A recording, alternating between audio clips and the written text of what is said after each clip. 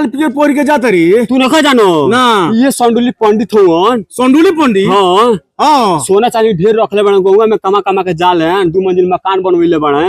अरे तो काम कर ना। हाँ बोलो चल ना एकरा घरों में देखल केने सोना चांदी धइले बतो तो सब साफ कर दिया।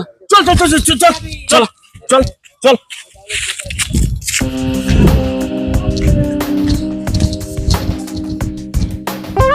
ये जजमान बा कोई हो? ए जजमान ए बा कोई? तो कौन बाबा रहूगा? हाँ बोली अरे कुछ दो न होके तो खाए के झाट ना भीखे दे दी। ओ। ये तो पुलिया यात्रा हमार खराब कर दलक। बहुत सवेरा सरवा मांगे चला होता रहा। ये जजमान अब बा कोई हो? कौन रे? ए, संडुली पंडित जी प्रणाम। खुश रही बाबू बोली ना बढ़िया। पंडित चलिए ना बैठी ना। ना बैठे के समय बा ए बेरा। ये बेरा से घाम में कहाँ जा? अरे जोन देव के बा लेव के तो दे दी हम जाई यहाँ से बहुत नहीं ढेर जजमान में जाए के बा। अपने खाए खइले ना आई धरी 5 उ गो जोन बा रुपया। तो दो दी हमरा झोरवा में। धरी 5 गो रुपया है। चलिए एकरा बाद से आए मत। और भाई नदी के बा। पंडित जी वाला हाँ देखो ना 2 मंजिल बनवैले बड़े देखो। ये घर पंडित जी के हाँ ये हाँ कार और सब रखले बा। हां एक तो माल रख ले जी गेट बंद बा। पंडित जी कौन का ना हम जाते खोलवावे तू रह। पंडित जी संडुली पंडित जी गेट खोले। तोरा बाप के बनवालो हमार बनवालो गेटवा तुरबे का रे? आय खोले खोले।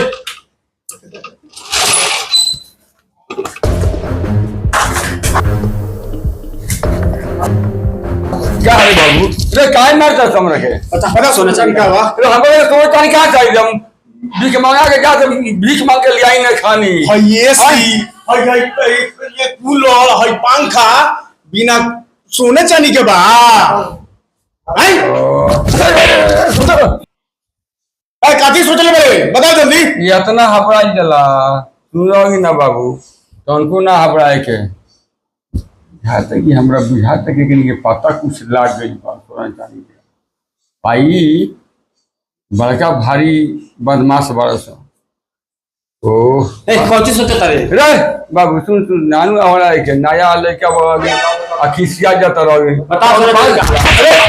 अरे कौन बात तुम बात है बताओ सोना चांदी कहाँ? सुनो सुनो तो हबड़ा के ना देख तो पियर का गाछ लुकता आइके सो तो हां हां हां वही जब बाबू ओने वाला जो शोर होई नु मोटका ओकरे नीचे हलो लबानी हेतना नीचे गागरा।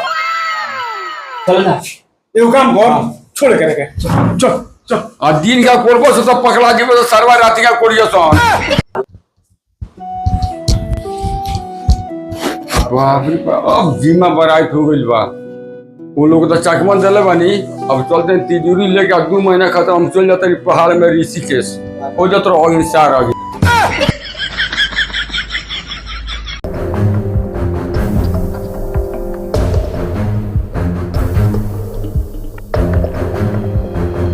बाप रे बाप हमार दौलत बच गई सोना चांदी अब तो हमार जिम्मा बराइत हो गई एक भागल चल जाम ऋषिकेश सारा दिन खोजत रहो हमरा के सारा दिन तू नहीं तो सब भेटा रह बाबा संडुली बाबा सारा दिन।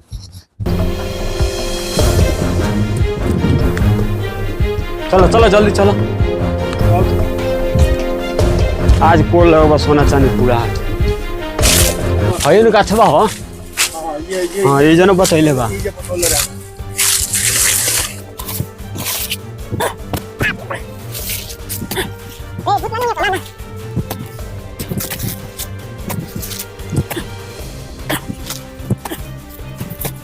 बाप रे बाप कितना गहरा खोल लो बाबा खोला। चला ये में तो झाट ने के कुदारिये ले लेता खोना खोना खोना।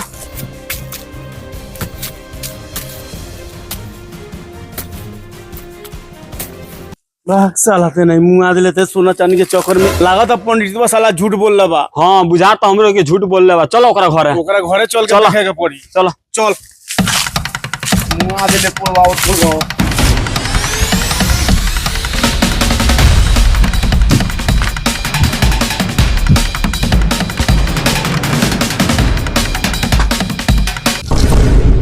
बाप रे सरवा पंडित तो भाग गइल बा चकमा फंसा हमनी को सोना जान लेके।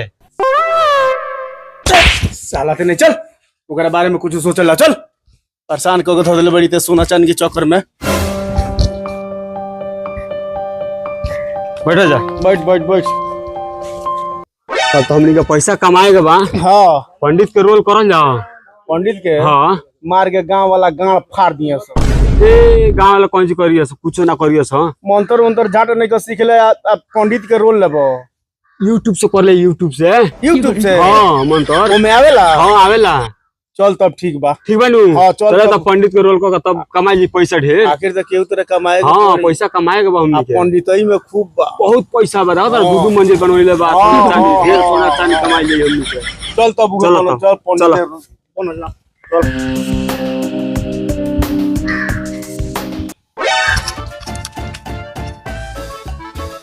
बैठे जाना गुरुजी। चला हाँ कहाँ डोट पड़ गया कि नहीं। उघार के दिखा दी का। बैठ रोहन कहा तनी गंदा गंदा बात बाबा जात हो गया गंदा गंदा बात बोला। ए तो हमनी को पहले बाबा का रोल थोड़ कर नहीं है सो नया में भइल बनी सो। चला हाँ जाके गांव में डुगी पिटवा दे। हाँ कि अयोध्या से चल के 6 मोबाइल बड़े। ठीक बा बाबा जाता नहीं। हाँ जो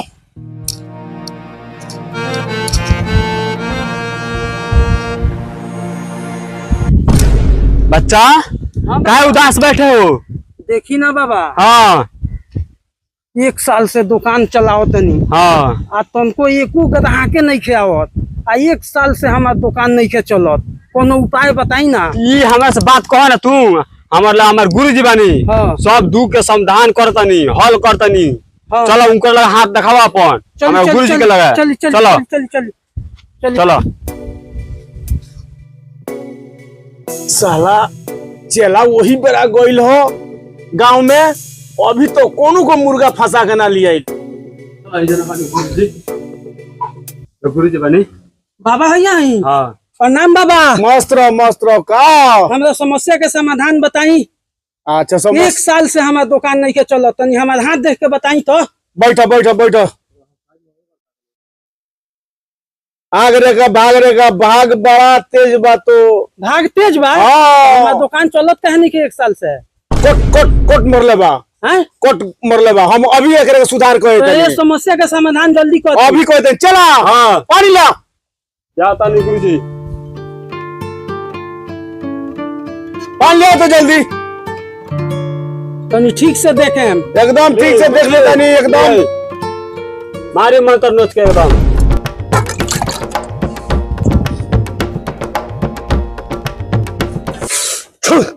चला हाँ जो बयान से तोर दुकान एकदम सीध हो गई आ तोरा दुकान में एकदम आपरूपी ग्राहक आवे लगी आ तोर बिक्री एकदम होखे लगी। गोर लागत नहीं बाबा। मस्त रहो चला जो सुनी ना। हाँ। चला। हाँ बतियाओ तनी गुरुजी बतियाओ तनी।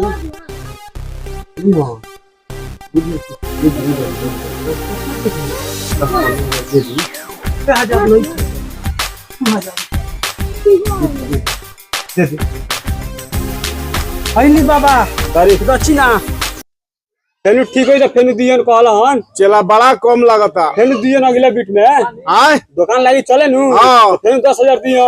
ठीक बा। दुकान चले लगी तो हम फिर लिया के दें। ठीक बा जा चला जा। ठीक बा जाए।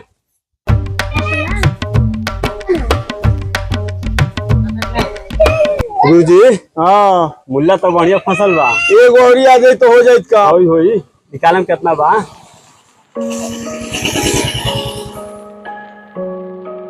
अई हाथना पैसो ओकरा से ले लेनी आ ओकर दुकानवा ना चली तरह गाड़ मार दी। आय ओकर दुकानवा ना चली तरह गाड़ मार दी।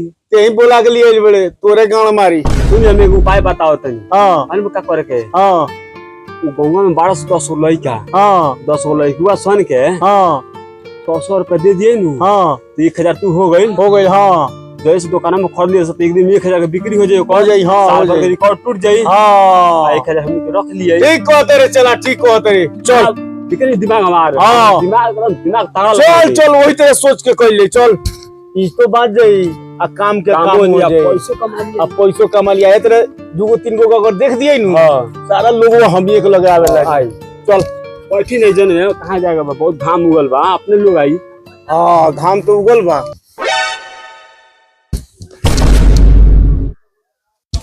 घास सूख के ऐसा लगल भूसड़ी बकरी कहाँ गइल बे रे? लगा तो कोनो बोका के संग भागिल बे का? खोजे पड़ी।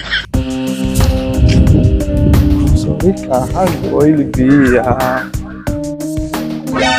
भूसड़ी गइल कहाँ बिया लोगो तो करने। ओ टमाटर कर का हो हम बकरिया देखलो?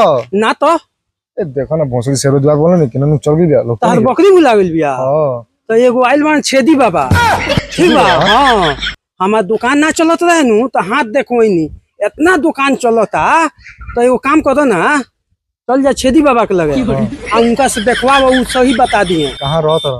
गौवा के बगलवा में पिपरवा गाछवा नहीं के अभी वही ना, जान। अभी हाँ ना। हाँ जइबो तो भेंट हो जाई। ठीक बा हाँ कोनो मुर्गा ना आयल की मुर्गा चावल खाइल जा। धीरे धीरे बोल गांव वाला सुन नहीं सकता गाड़ फाड़ दिया। बाबा गोल लागत नहीं मस्त रह साफ लॉन्चो दे खड़ा को सिधा दौलला आय खाओ के कब का ताज जा जा धोती खोल लग राहुल गुरुजी तो खोल दो। एकरा का सराफ मारी तो ऐसन ऐसा शराब है कि अगले जन्म में गधा बन दी।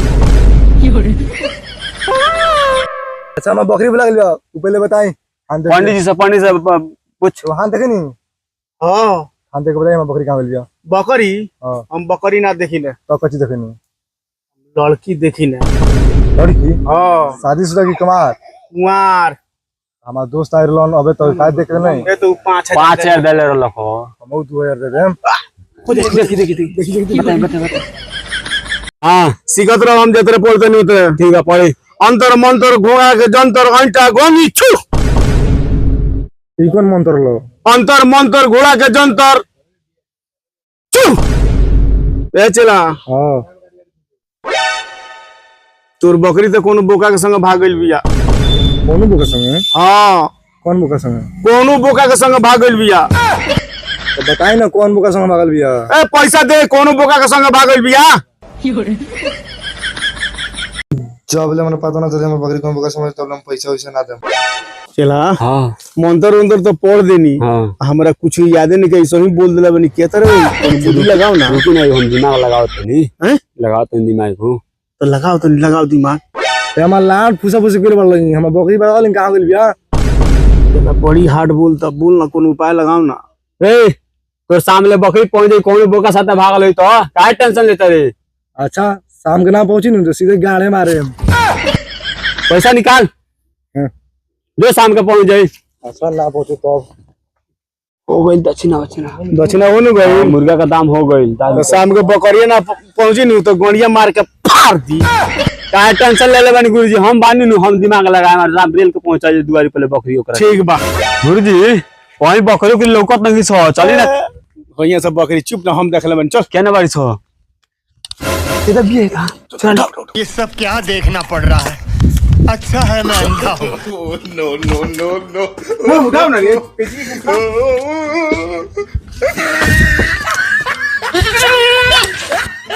भगवान क्या जुल्म है कौन देखा भी हो साला शाम हो गए अभी ले साला बकरी ना लेके आज तो बहन चलो लोग आओ सो गाने मारे अब इन तक ना आइलो सो आए आओ तो लागता ए हां अपन बकरी कर ले धर ए तो बकरी है यार जा ओए क्या ना बकरी हमार बकरी नहीं है ए जलमान रावल नहीं है काहेंगे बोलता नहीं ए बहन चो हमार बकरी नहीं है तार बकरी कैसा रे करिया तो यो करिए भैया तो करिया बेटी हमार बकरी नहीं है तो क्या कर बकरी है हमार लाड़ जानते क्या बकरी है तोरी ले ले लगी ये तो हम के तार बकरी खोज के लिया होता है सो ए जजमान बोका साथ भाग लगे पकड़ के लिया होते सो बकरी हमार कौन खोल ले गइल बा बहन चोदवा हो हमार बकरी नहीं है आई बाप रे हमार बकरी एक बहन चोद पहुंचो रख लिया बा हो आई हमार बकरी हो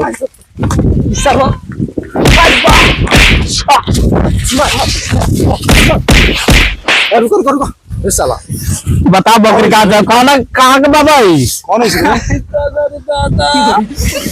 कहाँ के बाबा रहते है बता जल्दी हम चोर हैं चोर है हम पैसा कमाएगा तो पहले नहीं आएगा चल अरे बकरी लो हमार बकरी रो लगे अरे बांचोर कौन बकरी खोली आवतरीस ए तो हमारे गुरुजी कौन है चल चोरा का दिया जाए पैसा 200 कौन से ले ले पैसा ले बड़ा सकता हो बाबा ही हाँ पैसे दे पहले गुरुजी ले गया कौन बात तोर गुरु भाग गई क्या न करी हमारे नाम दे लो चलो जल्दी वहां से हटो।